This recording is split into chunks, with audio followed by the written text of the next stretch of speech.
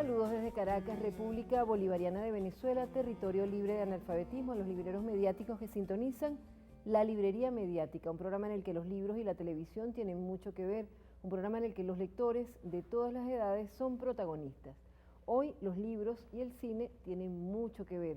Vamos a hablar de algunas películas que nos han llamado la atención ahora o en otros tiempos y vamos a hacer algunas propuestas de películas también que podrían hacerse. Ahora el cine venezolano está también auspiciado, también acompañado, ha tenido tanto éxito en Venezuela y el mundo, que es bueno que sepamos que hay que saber de cine para hacer cine, hay que leer mucho sobre cine para hacer cine. Tenemos grandes directores, grandes productores cinematográficos acá en Venezuela y nos estamos dando a conocer en el mundo gracias al auspicio principalmente que ha dado el gobierno bolivariano en estos años. Hay vidas que son cinematográficas, hay vidas que valdría la pena contar en el cine, como esta, la vida de Idea Vilariño, esta poeta uruguaya cuyos versos son desgarradores, la metamorfosis. Entonces soy los pinos, soy la arena caliente, soy una brisa suave, un pájaro liviano delirando en el aire, o soy la mar golpeando de noche, soy la noche, entonces no soy nadie. A mí me parece tan bello, ¿verdad, Isidoro? Es hermosísimo, es una gran poeta, lamentablemente se nos fue el año pasado.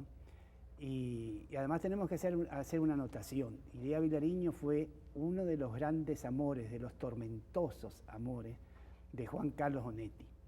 Y cuando decimos Juan Carlos Onetti hablamos de la literatura mayor, de uno de los grandes novelistas, uno de los grandes autores uruguayos también desaparecidos. Un hombre que escribió desde el año 38, 1938 aproximadamente, su primer libro, El Pozo.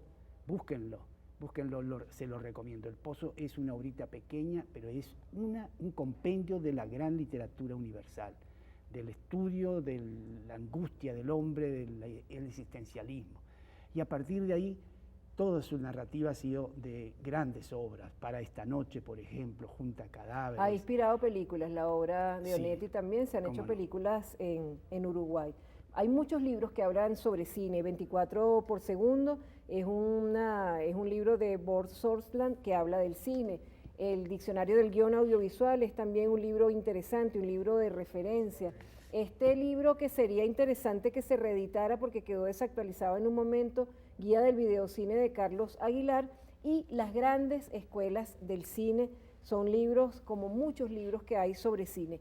Yo traje para esta parte el comentario del Color del Paraíso, una película hermosísima del director iraní Majid Mahidi, del año 99, y es una historia de verdad hermosa, que uno no se cansa de ver y volver a ver como los buenos libros. Es la historia de un niño que tiene discapacidad visual y él trata de leer en braille en todo lo que consigue en la naturaleza, él ve una hojita, trata de leer los sonidos, los pajaritos. Es una historia desgarradora, la del Color del Paraíso, porque él cuestiona temas interesantísimos como la religión, la injusticia, por qué él no puede ver, por qué su papá lo trata como lo trata. La película tiene un final muy misterioso, un final abierto. Transcurre mostrándonos una parte de la cultura iraní. Es una hermosísima película, El Color del Paraíso. Pero hay una que vimos en estos días en cable. María Alcida, y puedes agregar a eso, en esa película también se advierte y se ve de la calidad humana del iraní, ¿no? ¿Verdad? Sí. No es esa imagen que nos han transmitido de que de alguna manera los iraníes son el cuco del mundo.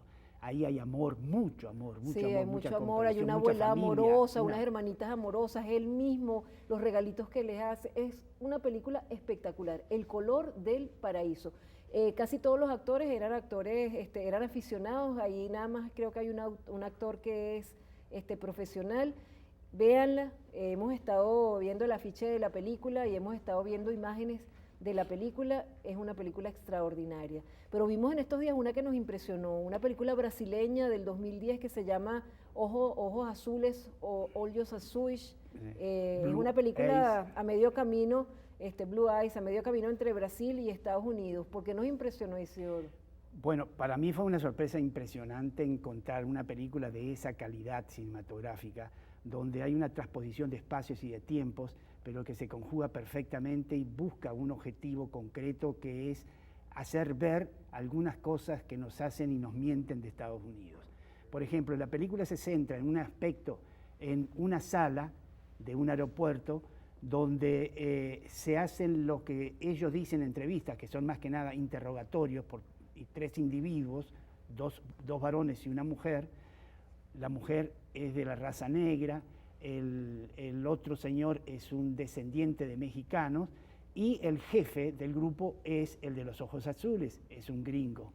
Y de qué manera van haciendo entrar a las personas que ellos han parado en el aeropuerto para de alguna manera saber, dicen ellos, con qué intenciones entran a Estados Unidos, pero se advierte la agresividad, el desprecio, el insulto constante y permanente que se tiene por la representación que hace esa salita de nosotros, de los que de alguna manera van a Estados Unidos o a estudiar o a trabajar, a visitar familias, o muchos de ellos regresan, simplemente que viven ahí y regresan. Y han estado viviendo en Estados Unidos, han salido de Estados Unidos por determinadas situaciones, como se advierten ahí. Entonces encontramos algunas personas que vienen de Argentina, otras personas que vienen de Cuba, otras personas que vienen de Brasil, bueno, y ahí esos son el drama... Los que están peores son los que vienen de Brasil, que es donde se centra el nudo de la película. El nudo de la película. Que yo me quedé pensando en ese discurso cinematográfico y decía, si esta película la hubieran contado desde Estados Unidos, habría sido diferente. José Jofili es el... José Jofili, el director. José Jofili. Jofili. Es el director de esta película, es brasileño, y si esta película la hubieran contado desde Estados Unidos, la cosa hubiera sido totalmente diferente. Como uno entiende la historia de una manera muy interesante, porque no nos hacen dulce nada. Es una película impresionante. Blue Eyes, ojos azules, ojos azules. Y con eso hacemos un primer corte y venimos con más de la librería mediática. Ahora nos vamos a ir a Suecia. En la próxima parte del programa nos vamos a Suecia y regresamos a Venezuela, pero eso es en un momentico.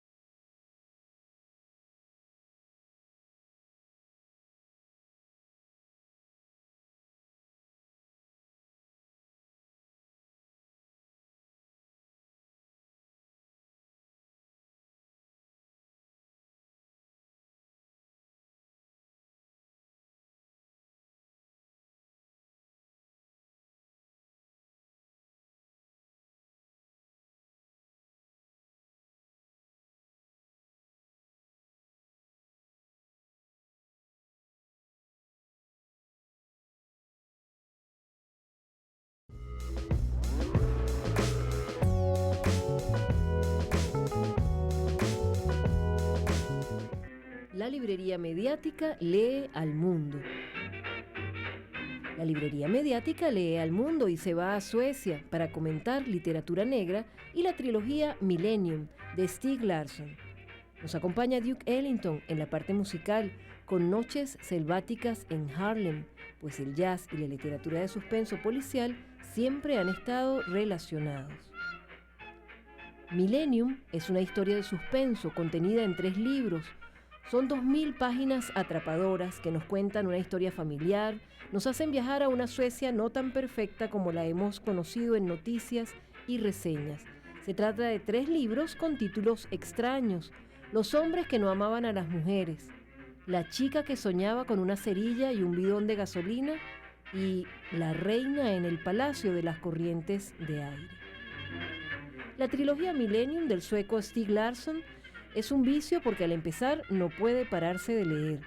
Es un buen bestseller, cosa extraña en los libros que trascienden los récords de ventas, que suelen ser aburridos y previsibles. La literatura de Larsen contiene también una fuerte crítica social y gran coherencia con la personalidad del escritor, un luchador por un mejor mundo y activista de las causas progresistas. Los personajes de Millennium son extraños y reales. Michael Blomqvist y su revista de economía, sus reportajes polémicos, el bien y el mal en permanente pugna. La indescriptiblemente inteligente Lisbeth Salander, los crímenes de la familia Wenger y todo el entorno de parajes y costumbres suecos, para nosotros lejanos y misteriosos por ser tan diferentes al trópico venezolano. La vida del escritor, que finalizó abruptamente antes de ver el éxito de sus novelas, leídas por millones y traducidas a decenas de idiomas, llevadas al cine y comentadas, es tan apasionante como sus escritos. Invitamos a todos a investigar y conocerla. Hoy la librería mediática leyó al mundo y conoció a Suecia a través de la serie Millennium del escritor Stieg Larsson.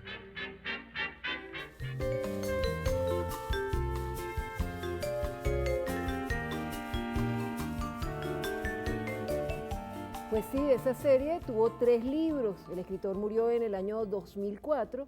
Hubo un pleito familiar impresionante por la herencia. Él no se había casado con la compañera de vida que tuvo. En Suecia eso no se valida.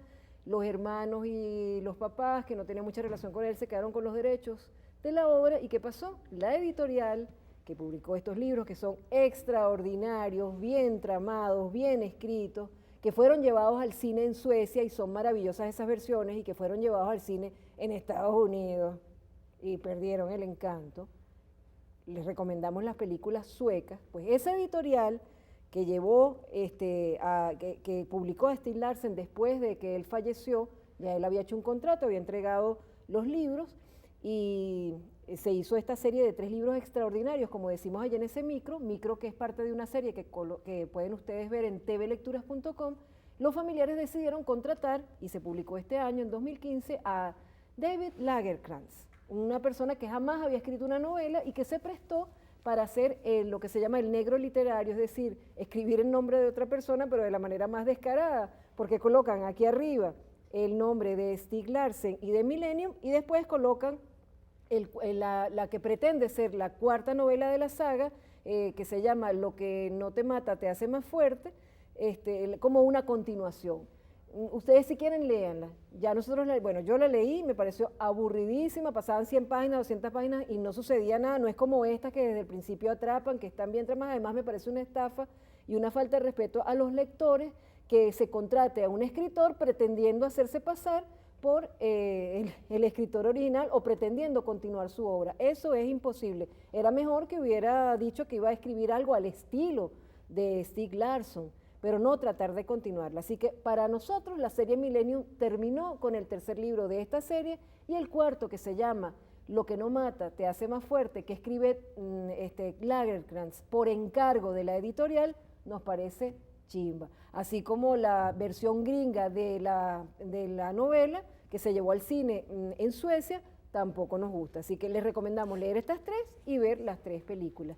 Mira, Isidoro, tú dijiste recién que era una estafa literaria. Realmente, sí. Quizás haya una cobertura legal para todo lo que hicieron y por eso es que ponen... Claro, porque tienen los derechos, tienen todos los Claro. derechos de la obra de él, y entonces se están cubriendo diciendo que es la serie Millennium, pero que este señor la está continuando, pero claro, no es el otro que la escribe, Claro, se están cubriendo. Pero los lectores no nos vamos a dejar estafar. Sí, están disfrazados con el nombre Sí. o con el autor. Con el autor, pero no es el fallecido, autor. muy joven además. Sí, ¿no? Que de falleció muy 50 joven. años, Mira, así que... entonces, se han disfrazado con el nombre del autor para simplemente mercantilizar Sí. la literatura. Es una lástima porque y eso es rechazable. Y les quedó mal la novela, la 4ª novela de la pretendida 4ª novela de Milenio, les quedó mal. Pero Isidoro, en estos minutos que nos quedan, tú tenías una película importante que es Estado de sitio del griego Costa Gavras. Efectivamente. ¿Por qué es buena esa película recomendada? Es una película que particularmente yo la siento mucho. Es del año 72. Es una película filmada en 1972 en Chile, pero que se refiere a situaciones creadas en Uruguay como consecuencia de la actividad guerrillera de los Tupamaros.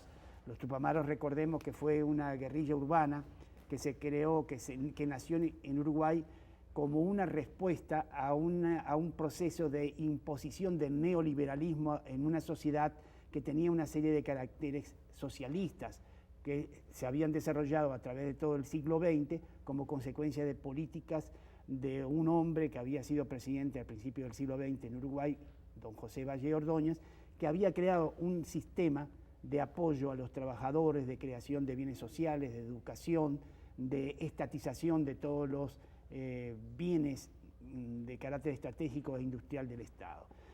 El neoliberalismo que comienza a funcionar o comienza a invadir Uruguay crea resistencia popular, el nacimiento de la guerrilla Tupamara, que fue dirigida por Raúl Sendic, y donde también participó con mucha fuerza el expresidente uruguayo Pepe Mujica y otras figuras que están en el ministerio actualmente, y que entre sus acciones fue la captura de un torturador estadounidense, Dan Mitrione, que se produjo en 1970, y su posterior ejecución.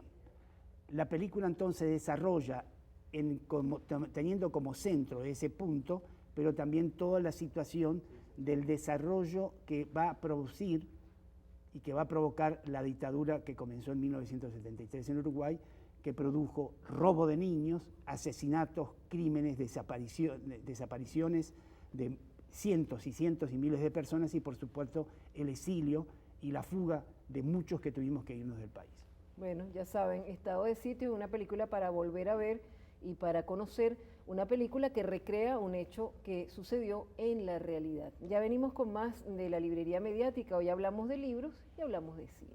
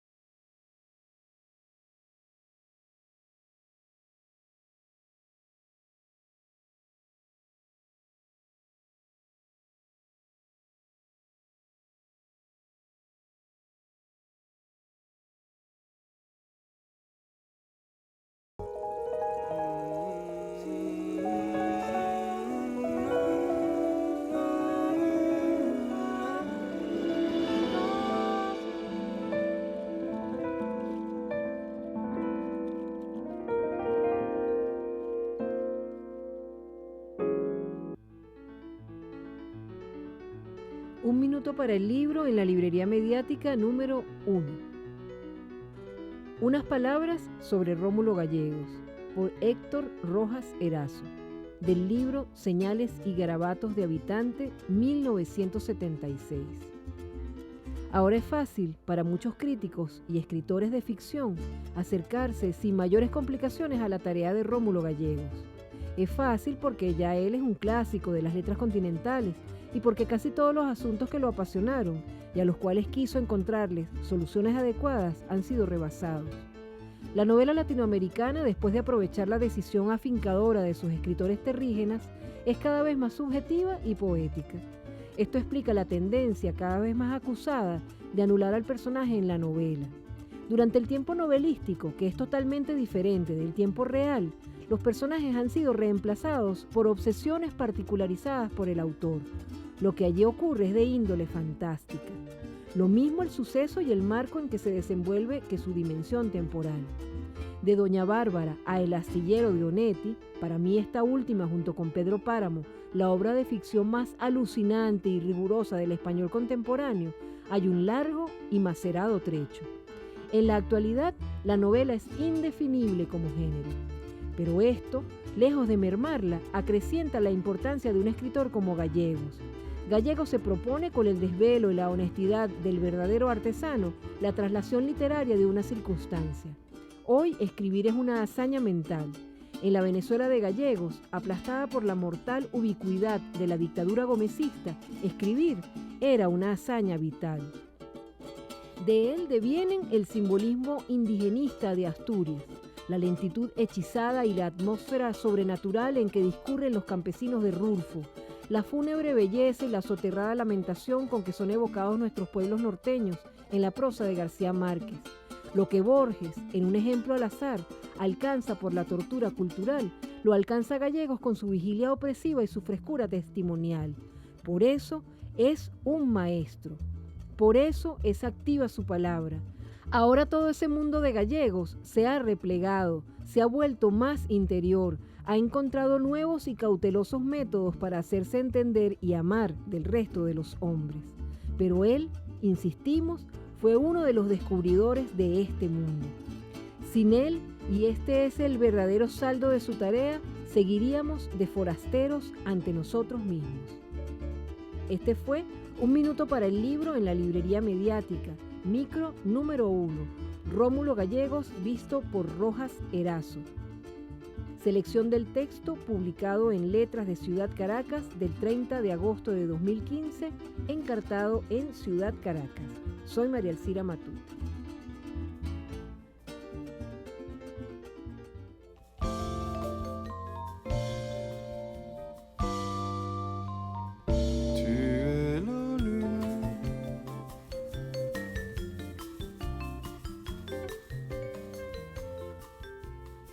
Bueno, muchos personajes de novela han sido llevados al cine, pero fíjate que Doña Bárbara, que es la novela más conocida de Rómulo Gallegos, no se llevó al cine aquí en Venezuela, sino en México, que fue protagonizada por María Félix.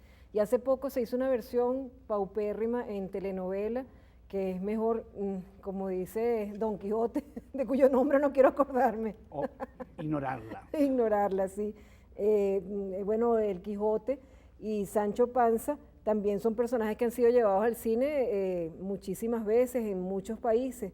Pero fíjate que la novela ha ido cambiando como la describe Rojas Erazo en ese micro. Por ejemplo, esta novela de Gustavo Valles, Happening, que ganó el premio de la crítica recientemente, bueno, es una novela más bien como de angustia y no de personajes. También los personajes que existieron o que existen son dignos de llevar al cine, su vida es digna de llevar al cine y son buenos temas para llevar al cine. Hay una película, Zamora, Tierra y Hombres Libres, cuyo guión escribió Luis Brito García y que dirigió Román Chalbó, que también que fue una producción interesante que, como muchas, se ha llevado a cabo en la Villa del Cine, también otras que recrean la vida de Bolívar, la vida de Miranda. ¿Cómo ves tú esa producción de películas históricas? Ya no estamos hablando de personajes de novela, pero sino de personajes cuya vida parecía una novela, ¿no? Y que vale la pena llevar al cine. Bueno, yo pienso que esto está todo acorde con la época, donde es una época la que se vive en Venezuela, como en otros países de nuestra América, una época de audacia, en una época de cambios, en una época de transformaciones, en una época definitivamente, para utilizar el término, revolucionaria. Si hablamos, por ejemplo, de Simón Bolívar, este libro Escritos Anticolonialistas de Gustavo Pereira es un libro que uno tiene que leer y releer porque una película sobre estos escritos anticolonialistas yo creo que daría una buena visión de Bolívar, que se ha hecho en varias películas, pero también hay que seguirlo mostrando en sus diferentes facetas. Carlos Márquez, que en su obra Inolvidable narra su vida, yo creo que sería interesantísimo hacer una película sobre la vida de Carlos Márquez, con base en este libro y asesorado por Carlos Márquez, que está con nosotros. Este libro, Bolívar, Pensamiento Precursor del Antiimperialismo, también es una buena guía para quienes, de Francisco Pi Vidal, también es una buena guía para quienes, por cierto, que está pendiente, Isidoro, que se discuta este libro en las plazas Bolívar. El presidente Maduro lo pidió en la Feria del Libro Filben en marzo de 2015. Hay que hacerlo. Hay que hacerlo. Porque a mí me designaron moderadora de la Plaza Bolívar de Caracas, pero hay que hacerlo y organizarlo desde las instancias correspondientes. Y lo de los escritos anticolonialistas de Gustavo Pereira también es otra cosa que no puede dejar de leerse. No puede dejar de leerse. Y bueno, nosotros en esta época estamos ya por ver Abril Golpe Adentro, vuelto película. Esta obra de Ernesto Villegas, que narra, es el cronista de nuestra Venezuela actual, como ha dicho el presidente Maduro, lo ha denominado este compañero periodista, colega Ernesto Villegas, y esta película está llevada al cine por la Villa del Cine, por Varela. Lorena Almarza también está allí en esa producción y pronto la tendremos. Y por qué no hacer una película con testimonios de algunos de los 10.000 operaciones que se han hecho gratuitas en el cardiológico infantil, que cumplió 10 años.